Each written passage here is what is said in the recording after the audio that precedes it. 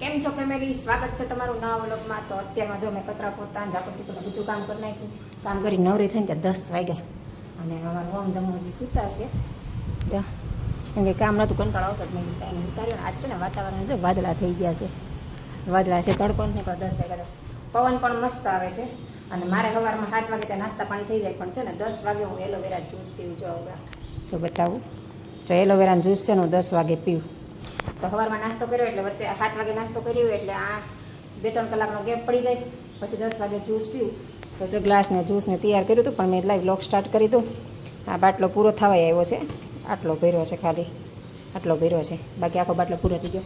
આ બાટલો મેં છે ને બીજી વાર મંગાવ્યો. પહેલાં પણ મેં કીધું કે એલોવેરાના જ્યુસથી છે ને મને પગ દુખતા સારા થઈ ગયા, હાવ જળમૂળમાંથી. મેં કહું પગ વાળી ન વખતે પલોઠી વાળી ન બી એવા બધા પ્રોબ્લેમ થતા અને થાક બહુ લાગતો.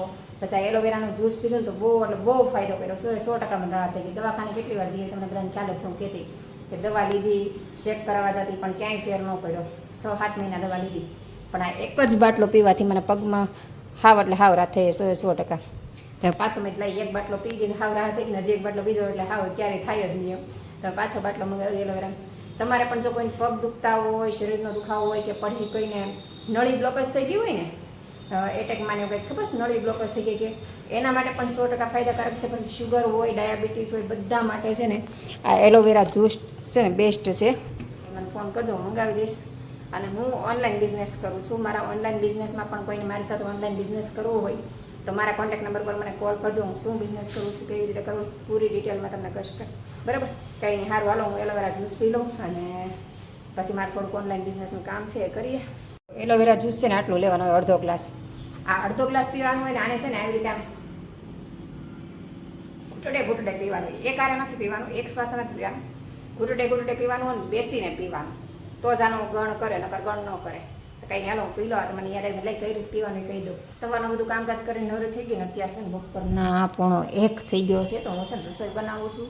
રસોઈમાં જો ગુવારનું શાક મૂકી દીધું છે ને, રોટલીનો લોટ બાંધી દીધો છે અને હવે રોટલી બનાવવાની બાકી છે.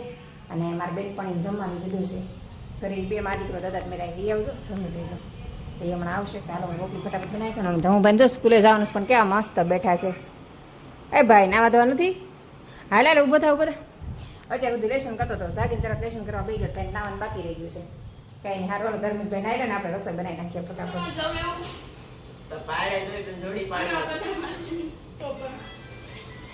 અમારા બેનપણી આવી ગયા છે ને, અમારા બેનપણી છે ને ફારસ કી રહેશે. માને શું કર્યું? માન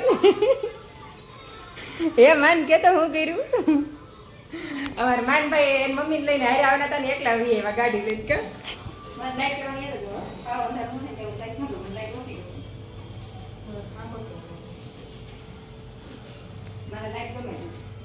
શું બનાવો છો? મુઠિયા ઢોકળા. હમણાં કે સરપ્રાઈઝ છે તે મુઠિયા ઢોકળા. તો સરપ્રાઈઝ ખુલી છે. તારા શર્મિલા આંટીને મુઠિયા ઢોકળા ખાવા છે મારા હાથના કેદું ના કેદા કે આજ મેળ આવ્યો. ઈ કાંઈ આવે ને બનાવું નહીં. આવીને કેટલા વર્ષ થવા આવ્યા? વર્ષો વીતી ગયા હો. તો તૈયારી બધી થઈ ગઈ, બનાવવાના બાકી છે. તો કાણા બેન ઓલા બેન કરશ મારના બોલો ધાર્મિક ધમુભાઈ તમારો ચેવડો લઈને બેઠો છે. માન ફોન દો. અમે જો 6 વાગ્યા બે બેનપણી મંડાણે બધું સુધારવાનું એવું. તો અત્યારે જો કેટલા 7:30 થયા, 7 વાગે ઢોકળીઓ ચડાવ્યું છે.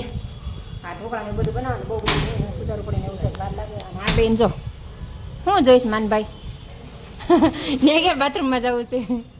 બેટ ઉતારોસ બી એ બેટ ઉતારે છે ને શર્મિલા બેન ને ઓમ ની ગયા સગા છે. હું લસણ લાવીને તમે લસણ છે ને એમને ભરી દીધું. મેહુલ પૂર આડું પાડતા હતા ને ભરી લે એમને ભરી દીધું. તે નોખું પાડવાનું હોય, અમુક થોડુંક મરી ગયેલું કળિયું ને એવું બધું હોય તો નોખું પાડવાનું હતું, ટાઈમ નહોતો. તે બેનપણી દયા આવે ને એ કે લાવી હું નોખું પાડી દે. એ ગયા સગા શીખો તો હાલો મારે કુકર મૂક્યું છે એટલે મારે કાંઈ દવા એમ મૂક્યું. પછી જાશું ઘડીક રહીને તો ફરી વાર અહીં બેહું પછી જાઉં. તો આપણે જો ત્યાં સરસ મજાના ઢોકળા બની ગયા. ઢોકળા બન્યા ને ત્યાં 8 વાગી ગયા અને અમારા બધા જો જમવા બેસી ગયા. વચ્ચે તપેલો મૂકીને કા તગારું મૂકી તગારું હોય એને જેમ કાતરોડ મૂકી દીધું. કેવાક બેન અમન ભાઈ અમન શર્મિલા બેન કેવાક બેના ઢોકળા? મસ્ત બેન. તો તમારા શર્મિલાબેનને માટે સ્પેશિયલ બનાવ્યા હતા એને પહેલાં પૂછવું પડે મારી દીકરાને બેને. તો ચાલો આપણા મુઠિયા ઢોકળા સરસ મજાના બની ગયા. કોને કોને ભાવે કોમેન્ટ કરજો, અમને તો બધાને ભાવે. તો હાલો બધા જમવા આવી જાવ. કાદમ ભાઈ જો અમે ચટણી અને છાશ ને મુઠિયા ઢોકળા ખાઈએ એમ કે તમે શું ખાવ એમ? અમે જો જમી લીધું, જમી કાઢી નવરા થઈ ગયા ને અમારા શર્મિલાબેન અમે ત્યાં જમી કાઢી નવરા થયા ને અમારા શર્મિલાબેન જો જાય છે. ધવું ભાઈ વડાવા આવ્યા છે. ધવું તમને વડાવા આવ્યો જો. હા એને તમારે રોકાઈ જા આવજો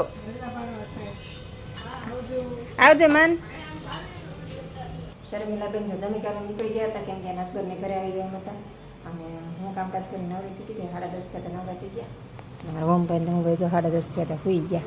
જમી કાઢી બજારમાં વહી ગયા ને અત્યારે જો 11:30 થઈ ગયા છે. અને સવારનું બધું કામ પતાવી નાખ્યું ને રસોઈ તમારે જો હવે સવારમાં જ બની જાય કેમ કે ધાર્મિકના ટિફિન લઈને જવાનું હોય એટલે હારો જમવાનું બની જાય. 11 સાડા 11 ખાવું નવરી છે પછી કાંઈ કામમાં ખાલી જમવાનું બાકી છે. તો હાલો ભૂખ લાગી જાય 11:30 થઈ ગયા જમી લઈએ. તો ચાલો બધા જમવા. વઘારેલા મઠ ને રોટલી ને એવું બધું છે તો જમી લઈએ હવે. આજ વાતાવરણ કેવું છે વાદળા વાદળા. હમણાંથી 2-3 દિવસથી આવું ને આવું રહે છે ને વાદળા કેવા અંધારો વરસાદ આવતો નથી ખાલી વાદળા રહે ને એટલે બફારો એટલો થાય. તો આજ તો વળી સારું થોડોક પવન આવે છે નકર તો પવન ન હોય ને ઉકળાટ થતો હોય એવું થાય છે. બપોરે જો બેંકે ગઈ હતી, બેંકેથી આવીને પછી થાકી ગઈ હતી ઘડીક આરામ કર્યો 5-10 મિનિટ. પછી પાછું મારું ઓનલાઈનનું કામ હતું કામ કર્યું ને અત્યારે બેઠી બેઠી કપડાં હંગાલતી હતી. અને મારા ધમકુભાઈ આવી ગયા છે. હા ધમુભાઈ જો આવી ગયા છે. હું ધમુભાઈ મજામાં? ધમુભાઈ આજ જો કેટલા વાગે 5:30 આવ્યા કા? આજ કેમ મોડો આવ્યો? ધમુ એક્સ્ટ્રા ક્લાસ હતો. આમાં ધમુભાઈને એમાં શું છે 2-3 બેન નહીં પણ 15-20 દિવસ મોડો બેસાડ્યો હતો. મતલબ એની સ્કૂલ ચેન્જ કરી તો એક દિવસ 1 મહિનો તો અહીંયા સ્કૂલમાં જતો ત્યાં જ ગયો. પછી કે મમ્મી સ્કૂલ ચેન્જ કરવી છે તો 1 મહિનો ત્યાં લેટ ગયો તો પછી કોર્સ હવે બધો એને રિકવર કરવો પડે. તો ભાઈને હવે થોડોક ટાઈમ ઓવર ટાઈમ કરવો પડશે. તે પાછું મોડો આવ્યો.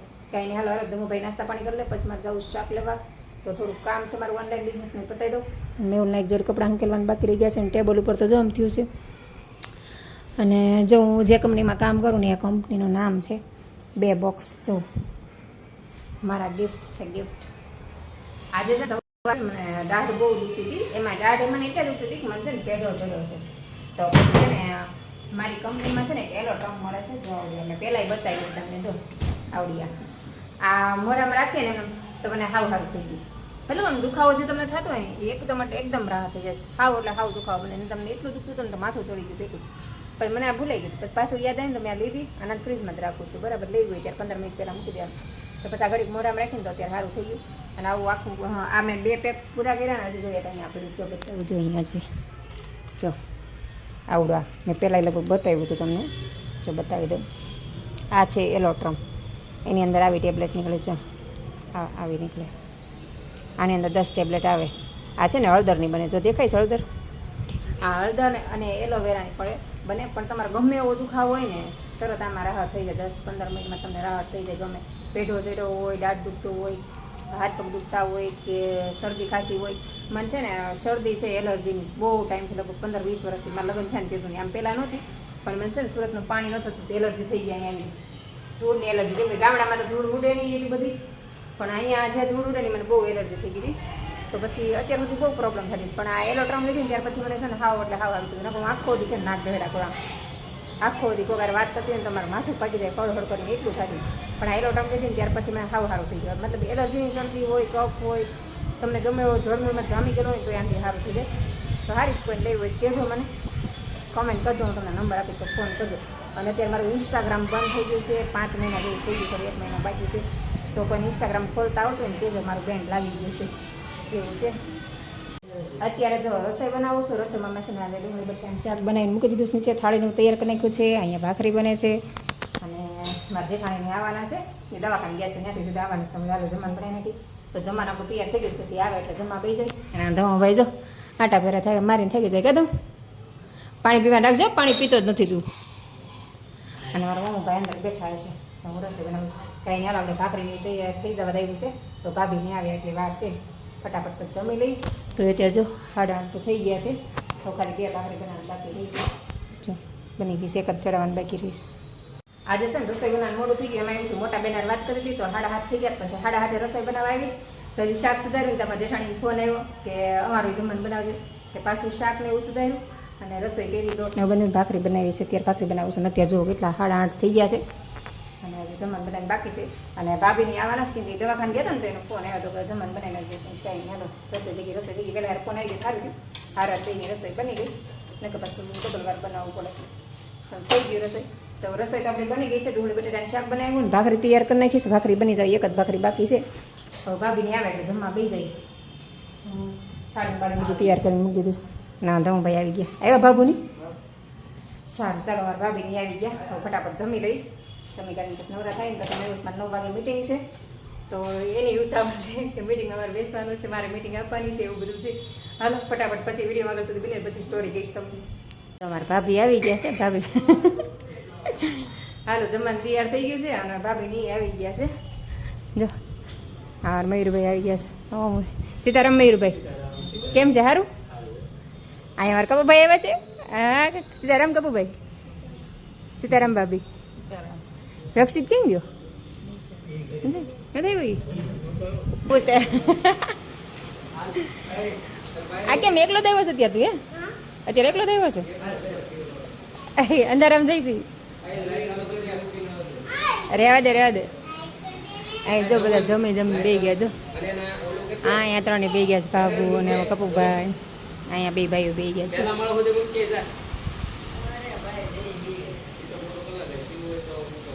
અત્યારે જો આપણે જમી કાઢીને કામકાજ કરીને નવરા થયા.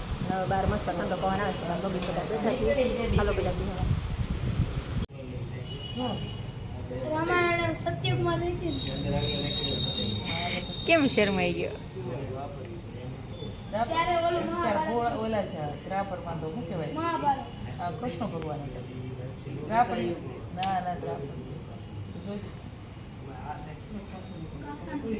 સતયુગમાં રામ ભગવાન અને ઓલું શું કહેવાય? ત્રેતાયુગમાં ઓલા હતા હરિચંદ્ર તારામાં.